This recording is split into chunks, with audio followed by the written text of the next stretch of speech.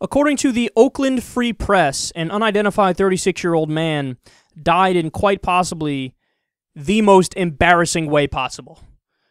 He was showing off his guns to his girlfriend, and in an attempt to demonstrate how safe they are, he put them to his head and pulled the trigger. Now, the first two he did at the same time, they were unloaded, and they were fine. The third, I guess he didn't realize he had left one bullet in the chamber for whatever reason. Boom, shot himself in the head, died immediately.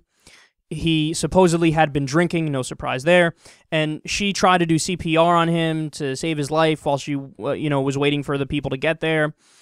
Didn't work. Didn't work as expected. If you shoot yourself in the head, CPR not going to keep you alive.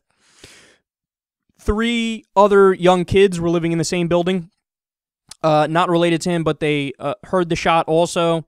It's such an epic fail, man. It's what a terrible way to end your life. Like, that's how you're known now.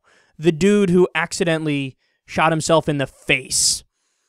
And look, I don't want to make it, there's really no big political angle to this and nothing to scream and yell and bitch and moan about. But it does show you something about the culture. It does show you something about American culture. That people wonder, how is it that I understand that the U.S. has more gun deaths than other modern industrial nations because we have more guns and the culture is geared in that direction, but how do we have 32,000 gun deaths a year when Britain has less than 100, France has less than 100, Australia has less than 100? How is there such a big difference? A ridiculous difference. Here's your answer right here. Seriously. Easy accessibility to guns and a lot of idiots. Sorry, man, I know it's harsh to say now, especially since he just passed away, and I do feel bad for his family and his girlfriend and everybody involved. But that's what happens. I mean, when there's more accessibility to guns, there's more gun violence and more gun deaths. That's not me speaking. That's a Harvard study that we covered in depth on the show speaking. Okay, and whether it's through increased suicides, which happens in the U.S., and they do it via gun because it's easiest, and we have them, right?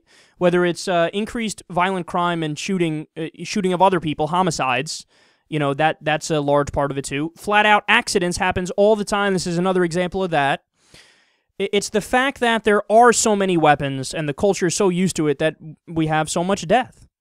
You guys know me, man. I'm not a hardliner. I'm not rigid on this issue. I'm not like Japan. Ban all guns. I'm I'm probably even more conservative on this issue or more moderate on this issue than, even Britain or France. I get it, man. You want to have guns? Okay, be my guest. Just no assault weapons.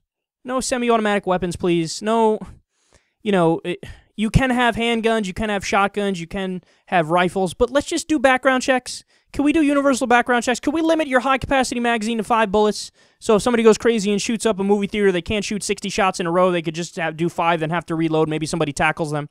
We're not unreasonable, man. We're not unreasonable. We're not coming to take away your guns. We're not, trying to move to an authoritarian society. Just we're trying to vanilla this thing out a little bit, moderate this thing out a little bit so we don't have so many sad and upsetting stories like this one right here.